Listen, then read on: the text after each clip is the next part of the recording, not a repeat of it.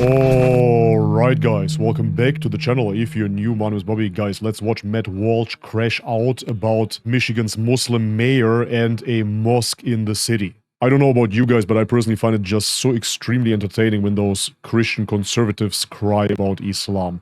Guys, before we jump into the video, if you enjoy my content, leave me a thumbs up, subscribe to the channel if you haven't already, and check out the links in the description box below to further support my work. Thank you very much for that. And now, with no further ado, let's have a look. We are allowed to take control of our own country. We're allowed to say, no, you're not going to Islamicize our cities. No, you're not going to do that. This is America. Okay, I want to actually go back to Dearborn for a moment. Because as we talked about Dearborn a little bit on the show recently, and I've been aware of the Islamicization of Dearborn. Islamification? I hadn't really looked into it that deeply. But the more you look into it and the more research you do about what's happening in Dearborn, it is insane. I mean, it is mind-blowing. I think people don't realize, however bad you think it is, it's so much worse. And if you live there, you know this, but for people that don't live there, you might not understand just how bad it is. That Dearborn has essentially become an Arab state. It's a Middle Eastern Islamic capital right in the middle of the American heartland. An Islamic capital it is, you don't say. Wow, fascinating. Man, it is always so hilarious to see when it comes down to Islam, they're losing their minds. They cannot comprehend it. Oh my God, a secluded area of people with a common interest. How can that be in America? You have the Amish, you have Hasidic Jews, you have Chinatown in America, man. What are you talking about? Nobody ever blinks an eye when it comes down to those ethnic groups. But when it comes down to the religious group of Islam, then it is a problem. Why? And for some reason, we've allowed that to happen. Yeah, for some reason, in America. We don't have to allow it. We don't have to allow that, actually. We are allowed to not allow that. Okay, then don't allow Hasidic Jews to have those communities. But we did, and now the people of the city, along with, here's the latest thing, along with all the other problems with living in a Middle Eastern Islamic capital, the latest, and this is just from this week, the people of the city... I have to interrupt this video a billion times, man. Living in a Muslim capital, in an Arab Muslim capital. Okay, what are you talking about? You're talking about the Emirates, you're talking about Saudi Arabia. Countries that are so much safer than America and economically much more prosperous in recent years. Yeah, absolutely. Who wants to live there? Find themselves woken up at 5 a.m. by the Muslim call to prayer. Watch this. Oh my God. But the mosques in East Dearborn are now at times waking us up at 5:30 in the morning with the call to prayer. This is Dearborn resident Andrea Unger at last night's city council meeting stating that mosques using outdoor loudspeakers for their call to prayer should not be allowed. And says she believes it's not supposed to be allowed per city ordinance. The noise complaints have been made out and the police have made numerous visits. What is the next step? There was some question whether or not any outdoor loudspeakers are allowed, something that was not clarified, only that more evidence is being gathered. But CBS Detroit did examine Dearborn's noise ordinance and found that loudspeakers between the hours of 10 p.m. and 7 a.m. are in violation of the ordinance. So that is the sound you get to hear if you live in a city in Michigan. That's the sound. And I was talking about this on X and somebody said... It's actually quite amazing because back in the day when I was a disbeliever myself, I hated the Adhan as well. I come from Northern Macedonia, and matter of fact, the city that I come from is pretty much 80% Muslim. And therefore you have mosques everywhere and the Adhan is heard 5 times per day. And back in the day when I was a disbeliever myself, I hated that sound. I didn't know what it meant. I didn't even know that it was Arabic. Can you believe this? Honestly, it's embarrassing to admit, but I'm simply sharing the truth here. Back in the day, I thought that they're speaking Albanian. Yes, believe it or not, me as a Macedonian from Macedonia, I thought that Islam is an Albanian or Turkish religion, and therefore now the Hodja is screaming in Albanian. This is really what I believed back then. I didn't understand what the Adhan was. But when you reflect upon what it truly means, when you look into the words that are being recited there, what the call to prayer actually is, spoiler, it is a call to prayer. That's all it is. It simply states, come to prayer, come to success. There is no God but God. It's very positive and very beautiful. But Nazis like himself here that have this racial, nationalistic lens on Islam, they will never be able to simply see it for what it is. They see it as a foreign intrusion into their lands. I saw a few comments that said, well, what about church? What about church bell? You got a problem with that, with the Muslim call to prayer over the loudspeaker? But what about church bells? You got an issue? Well, what's the difference? Well, I'll tell you the difference. Number one, church bells are much more beautiful. Number two, church bells don't ring at 5 a.m. And number three, America is a Christian country. Okay, Sure at its core, is. at its root. So first and foremost, America is not a Christian country anymore, not at all. It is absolutely secularized. This is what it stands for. It stands for liberalism, progressivism, etc. Even you conservatives are ultimately just liberals from 20, 30 years ago. Don't tell me that you're somehow unique. Nobody of those Christian conservatives really advocate for the church taking over the state. They all advocate for secularism. But moreover, and this is truly important, Islam was part of America from day one. The Library of Congress in Washington, D.C. is one of America's oldest federal institutions. Among its vast collections, many materials date back to our nation's founding. I've come here to see 2 books that offer very different views of the early United States and the place of Muslims within it. One book contains an English translation of the Quran, Islam's sacred text, and was once owned by Thomas Jefferson. That's Jefferson's initial, a little T before the I. Philosophically, historically, America is a Christian country. And so If you believe so, that's okay. there is a distinct difference between being in being in an American city and hearing a church bell is normal. It's good. It's traditional. It's what you expect. Hearing that sound over a loudspeaker coming from a mosque is not normal. It's not traditional. It's not American.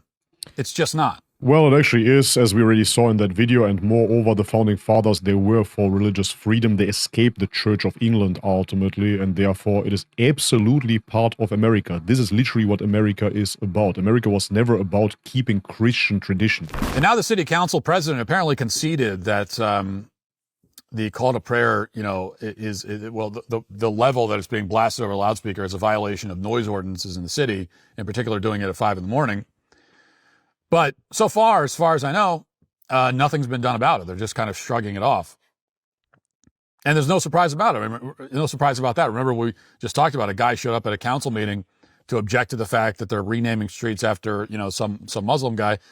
And the mayor, Abdullah Hamoud, yelled at the guy for complaining and told him he's not welcome in Dearborn. So that's how things are going in Dearborn. Now, here's an update on that story from the New York Post. There is an update on that. That was kind of out of context. At Dearborn, More Michigan's detail. first city council meeting since his clash with a local Christian minister went viral after heat exchange over a controversial honorary street sign naming Mayor Abdullah Hamoud declined to apologize for his saying the minister was not welcome here and that he would launch a parade when he left town. It's kind of a rough paragraph. That was not a well-written, and also I just can't read. So we got, speaking of low IQ, Yeah. we got 2 problems. We have 2 problems colliding right now. It's hard to follow Anyway, here for Ted me as Barham, well. the same Christian minister, opened his remarks at Tuesday meeting by repeating. Okay, so from what I understand here is a Christian minister was angry about the renaming of the street, and therefore the mayor refuses to apologize to him because he said that he is not welcome here. Yeah, duh, obviously. So the street is being named after the mayor, I think. This is what they say here. Either way, an Islamic name. And then the Christian minister is against it, and therefore the Christian minister is not welcome there. Again, this is absolutely understandable. If it was about any other ethnic or religious minority, you would have no issues with that whatsoever. If they would rename a street into a Jewish name and then somebody would make an anti-Semitic comment about that street, then they would not be welcome there. This is nothing out of the ordinary. The words that went viral at the previous one on September 9th, Barham said, "The mayor, in a way, cursed me, as was seen around the world, and I would like to repeat what I said that day to you, Mr. Mayor. God bless you." Barham said he had no plans to file a lawsuit despite pressure from supporters. People have been saying I should do that all over the world. Oh, I have no well. intention of doing that. Hers is a filing big a lawsuit. term here. Instead, Don't he you urged the think? council to consider his larger message. Bless those who curse you. Love your haters. And I would say that in regard to Hezbollah as well. I would Bro, say that in stop regard it. to Mr. Stop Soleimani. it. Stop And it. I was- This is always the Christian love, man. There is no hate like Christian love. First and foremost, the pastor complained about the renaming of the street. Then the mayor has an issue with that pastor. And then the pastor acts all righteous. Well, we forgive you in the name of Jesus, like we forgive Hezbollah, etc. Come on, man. Say to Israel Always too, the same love your gay haters. stuff. Okay. And somebody else got up. We love you with the love of Christ. We want the blessings of God to be in your life. It's not a matter of us versus Sure. them. Always.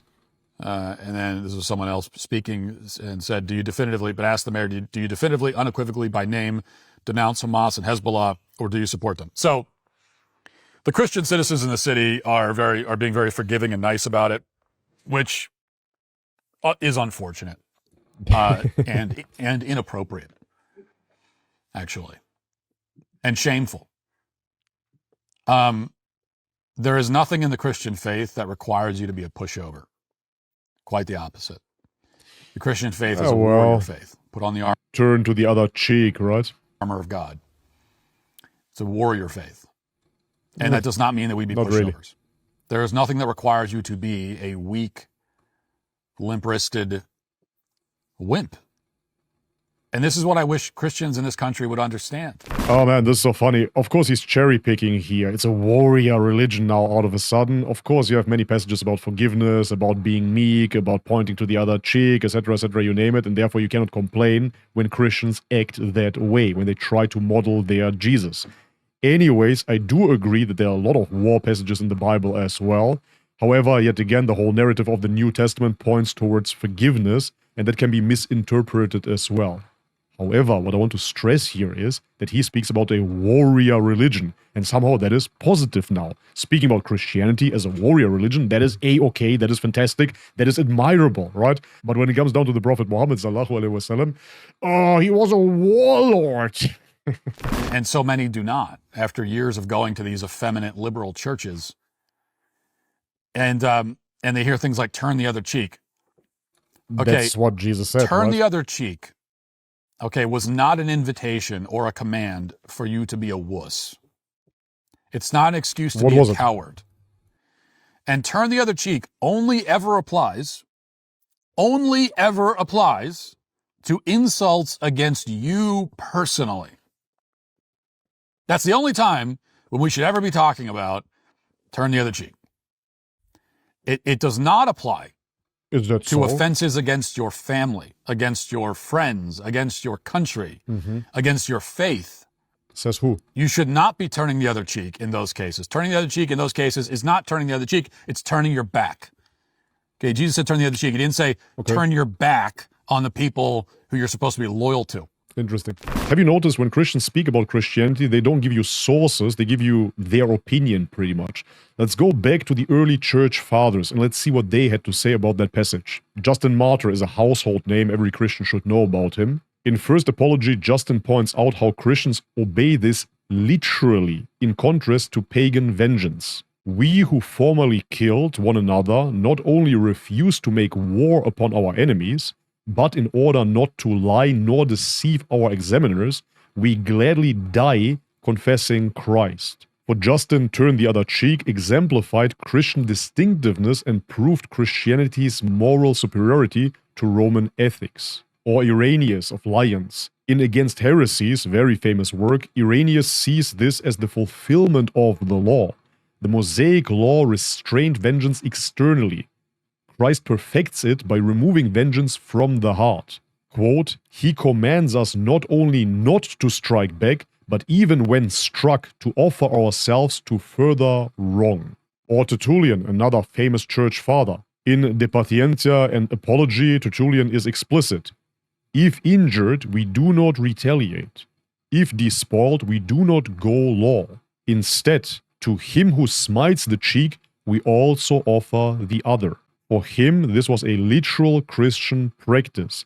refusing revenge even in courts, showing Christians as radically different from Roman society. And it goes on and on and on. Those are the earliest church fathers. Now, I'm not saying that you have some modernist or later church fathers that come to different interpretations, but when it comes down to the earliest interpretations of that passage, you see that this is to be taken literal. That this was essentially a theology of sacrifice, just as Jesus sacrificed himself on the cross. This is what Christians believe. So they themselves have to become martyrs and sacrifice themselves. So therefore, if there is evil being done to them, they simply have to take it. Your principles, on your values, on your faith, on your family. Didn't say that. That's betrayal. And in this case, if you're a Christian in Dearborn, That's like your opinion, dude. all of those things are under attack. Your country's under attack, your faith, your friends, your family are all being attacked and insulted and degraded. When he said, when the mayor of Dearborn said to that Christian pastor, "You're not welcome here," he wasn't, okay, it's fine if the pastor wants to say, "Well, I personally am not going to take offense to that."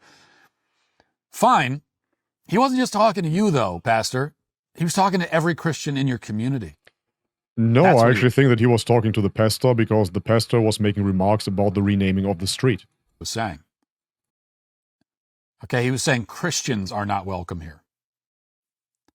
He's losing his mind. And so getting up there and just saying, "Well, God bless you, I love you," that's not a good enough response. It's not good enough. You should That's be a Christian way. righteously angry about it. And you should sue him. That's justice.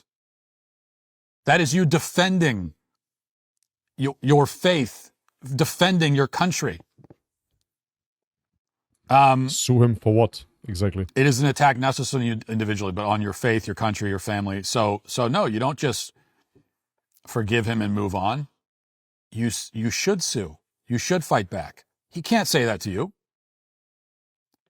He can't. The mayor of the town cannot get up there. You, as an American, as a American Christian citizen. And the mayor is not American. This is how he became a mayor of an American city. How dare he? You get up there This and is so say racist, that like man. you don't want Always the your same. street names named after this like Muslim guy. This Muslim guy who became a Okay. mayor in America. This is not Voted into office. even putting aside he supports Hamas and Hezbollah. That is almost irrelevant. Okay, what he's not an American hero. No, we're not going to have Omar Sablani Street in America. We're not going to have it. And you have every right to say that. Yeah, do you? Okay, I'm on Google Maps. We are in New York, USA. And this street is called Usher Levy Place, New York, NY 1010, United States. So Usher Levy is a Jewish name. Do you have an issue with that, Matt Walsh? They will never speak about other ethnic groups or religions. Why? So how dare he stand Why? up there and say How you're dare not you? welcome here? In America. He has no right to say that to you. As a public servant, he has no right to say that to you. Why not? After And so I really get tired of this insulting, kind of response. Oh, well, he just got a response. you know, No accountability. I'm going to be the bigger man. Oh, give me a break. He's so At bitter. a certain point, like being the bigger man is not. At a certain point, you got to get down in the mud and have this fight. Okay. At a certain point, you got to get down in the mud and have the fight. All right, guys, we're halfway through the video, but I'm going to cut it off here because you get the memo. Christian conservatives are butthurt because evil Islam is taking over America. This is an absolute no-go. We're a Christian nation. Never complaining when certain streets are named after Jewish people, Hindu people, Buddhist people. Not complaining about Hasidic Jews having their communities. Not complaining about the Amish. Not complaining about Chinatown, as I stated already. But if it is the Muslims, then they get angry. And then they don't shy away from having a double standard either, right? Yesterday they're crying, Islam, jihad, a warrior religion. The next day they tell you, Christianity is strong, it's a warrior religion. Man, guys, this is absolutely pathetic. You have to understand, Islam is not against you. Islam is for everyone. Islam, in simple terms, is pure monotheism. This is what Islam is. Does it come with a law? Yes, absolutely.